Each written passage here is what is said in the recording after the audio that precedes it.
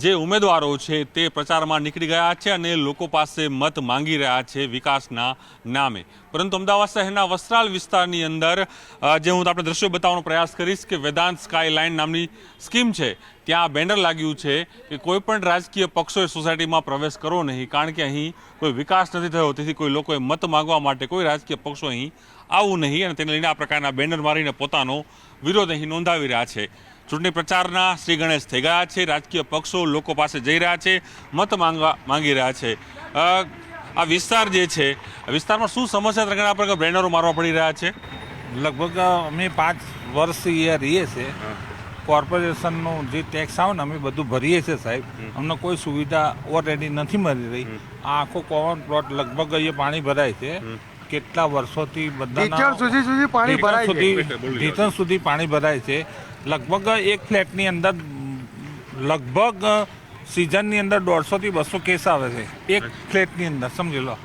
આ એવા કેટલા ફ્લેટ છે? એટલે પાણી ભરાવાની સૌથી મોટી સમસ્યા રોડ રસ્તા યોગ્ય નથી, તેને લઈને આપણી રજૂઆત છે. આપણી રજૂઆત છે. અને બીજી રજૂઆત કે અમે કેટલા ટાઈમથી પાણીનું, લાઇટનું અમે બધું બિલ ભરીએ છીએ, તે છતાં અમને કોઈ કનેક્શન નથી. પ્રાથમિક સુવિધાના નામે કશું નથી, ટેક્સ ભરીએ છીએ કશું નથી.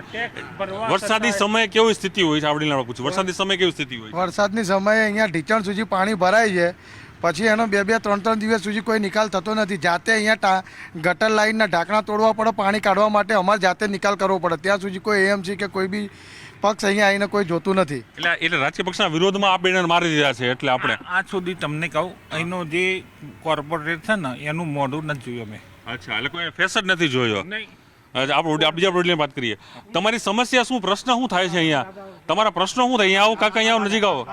તમારા પ્રશ્નો શું થાય છે? તમે રહો છો રેસિડેન્ટ તરીકે, આટલા વર્ષો કહે છે કે ઘણા વર્ષોથી આ બધી સ્કીમો બની છે, લાખો કરોડના ફ્લેટ છે. શું સ્થિતિના આ પ્રકારના બેનરો રાજકીય પક્ષોને પ્રવેશ ન કરવા મારવા પડી રહ્યા છે?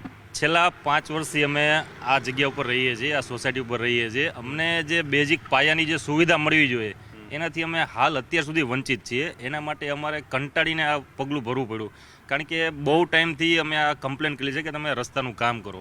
સામે મેદાન છે, ત્યાં ચોમાસામાં એટલું પાણી ભરાય છે કે મચ્છરનો એટલો ઉપદ્રવ હોય છે કે અમારી સોસાયટીમાં 80 થી 100 જેવા રોડના દાખલા હોય છે બીમારીના. એ અમે કમ્પ્લેન કરીએ છીએ. અહીંયાથી આગળ જતાં અમને રિંગ રોડ સુધીમાં એટલું દબાણ હોય છે કે પેલા રિક્ષાવાળા, લારીવાળા બધા રસ્તામાં ઊભા હોય છે. એ અમે કમ્પ્લેન કરી તમે આ દબાણ હટાવો, પણ કોઈ જ વસ્તુ અમારી થતી નથી. 5 વર્ષથી આ રોડના હિસાબે હેરાન થઈ જઈ. ચૂંટણીનો બહિષ્કાર નક્કી જાહેર કરી દીધો છે. અમે ચૂંટણીનો બહિષ્કાર નથી કરતા, અમે રાજકીય પક્ષોનો બહિષ્કાર કરીએ છીએ. અમે છેલ્લે મતદાન તો કરવાના છીએ, છેલ્લે અમે નોટામાં મતદાન કરશું, પણ મતદાન કરશું. અમે ચૂંટણીનો અમે બહિષ્કાર કરતા જ નથી. અમે પહેલેથી છેલ્લે સુધી આ શબ્દ અમારા ઉપર કાયમ છે કે ચૂંટણીનો બહિષ્કાર નથી. ફક્ત ને ફક્ત કોઈ પણ રાજકીય પક્ષને અમે અમારી સોસાયટીમાં એન્ટ્રી નહીં આપી. આ અમારી રજૂઆત છે, કારણ કે ઓલરેડી અમે કંટાળી ગયા છીએ. છેલ્લા 5 વર્ષથી બધાને રજૂઆત કરવા છતાંય અમારી કોઈ પણ સમસ્યાનું સમાધાન નથી થતું. એટલા માટે આજે તો વડીલો અહીંયા ઊભા છે, રેસિડેન્ટ વડીલ પાંચનો પ્રયાસ કરશું.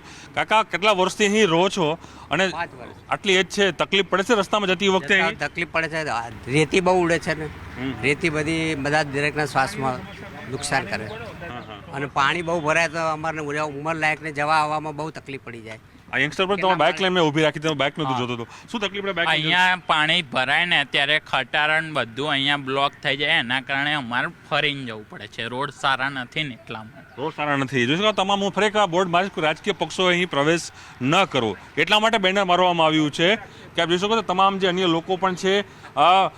બેન આવો, તમારે ખરેખર સમસ્યા શું? અહીંયા લોકોને પ્રશ્ન શું થતા હોય છે? અહીં તમને તકલીફ શું પડે છે? રોડ પાકો જોઈએ, બીજું કઈ આવા જવાની તકલીફ તો પડે છે. આ ધંધો લઈને બેઠા સવારે 7 વાગ્યાથી ધોળું તો રાતે 2 વાગ્યા લગીને એને જ ચાલુ રહેશે.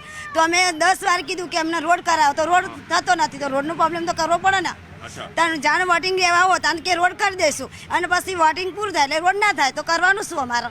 ચોક્કસ આ મહિલાની પણ વેદના છે, પછી સમજવું જોઈએ ને બધાને. ઓકે, સમજવું જોઈએ. બધા લોકો પણ એ જ વિરોધ કરી રહ્યા છે. લોકોની વાત કરવાનો પ્રયાસ, બીજા પણ લોકો જોડાયેલા છે. ખરેખર શું બીજી સમસ્યા થતી હોય છે આ વિસ્તારની? બીજી સમસ્યા શું છે તમારી ખાસ કરીને આ વિસ્તારમાં કે જેના કારણે લોકો છે આજે આ પરેશાની ભોગવવી પડી રહી છે અત્યારે?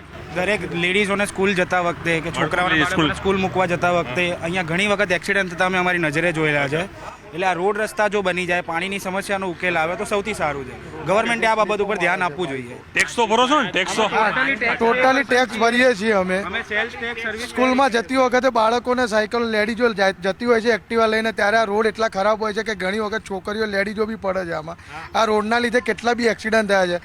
કોર્પોરેશન કે જવાબ આપે છે તમને? કોર્પોરેશન પાસે ભરવું જોઈએ? મોટું જોવા જ નથી મળતું અહીંયા. કોર્પોરેટરનું મોઢું જોવા મળે? કોર્પોરેટર આવે છે ખરા? હજી સુધી અમે તો નથી આજ સુધી મેં કોર્પોરેટરનું મોડલ નથી જોયું. ઓલરેડી આ ચોકડી ખરી ને સાહેબ, એ ચોકડી દર 2 પર દિવસે અહીંયા એક ટ્રક ટ્રકમાં એક ગાડી કોઈ ગાડી ફસાય છે અહીંયા. ફસાય. ઓકે. કોર્પોરેટર આવ્યા નથી મળવા ના, માટે? હજી સુધી અમે નથી જોયું.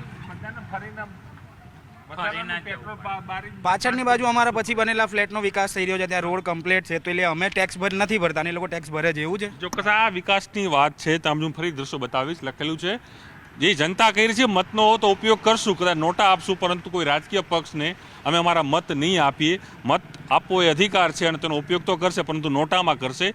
આ પ્રજાજનો છે. અમદાવાદ જે શહેર એ સ્માર્ટ શહેર, હેરિટેજ સિટી અને સૌથી વધુ કહી શકાય કે પ્રગતિશીલ સિટીમાં જેનું નામ આવી રહ્યું છે અમદાવાદ શહેરનું, તેનો એક આ વિસ્તાર છે વસ્ત્રાલ. એ વસ્ત્રાલ વિસ્તારની અંદર આ પ્રજાજનો છે તે હાલ કહી શકાય કે તે પોતે ભોગ બની રહ્યા છે. રોડ રસ્તા નથી સારા, પાણી ભરાઈ રહ્યા છે અને કોઈ સાંભળતું નથી તે પ્રકારની દલીલ છે આ લોકો અહીં કરી રહ્યા છે.